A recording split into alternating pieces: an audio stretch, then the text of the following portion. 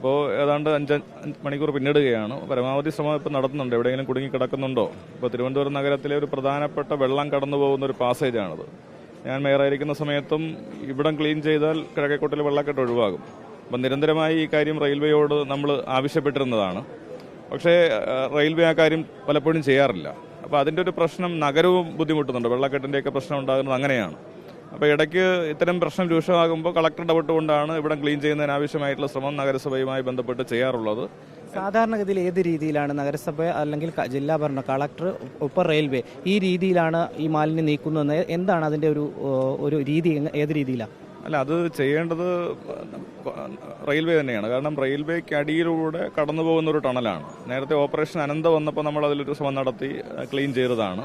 രണ്ടാമത് കഴിഞ്ഞ കാലങ്ങളിൽ കളക്ടർ ഇടപെട്ടുകൊണ്ട് നഗരസഭയുടെ സഹായത്തോടു കൂടി ഈ കാണുന്ന എൻട്രൻസ് ഭാഗത്തെ മാലിന്യം മാറ്റുക എന്നുള്ളതാണ്. അതിനപ്പുറത്തേക്ക് ചെയ്യാൻ നമുക്ക് അധികാരമില്ല. അപ്പോൾ അത് ചെയ്യേണ്ടത് റെയിൽവേ ആണ്.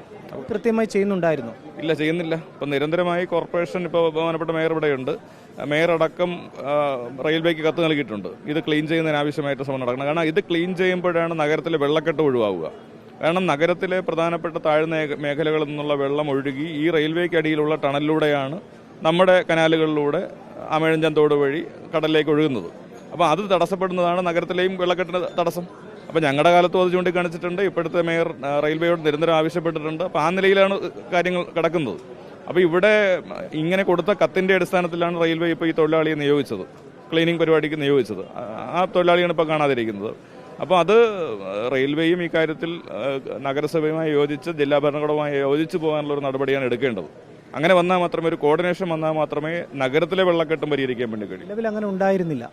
നിലവിലില്ല. കാരണം റെയിൽവേയുടെ അതോറിറ്റിയിലുള്ള ഒരു സ്ഥലത്ത് മറ്റേതെങ്കിലും ഡിപ്പാർട്ട്മെന്റിന് കയറി ക്ലീൻ ചെയ്യാൻ കഴിയില്ല.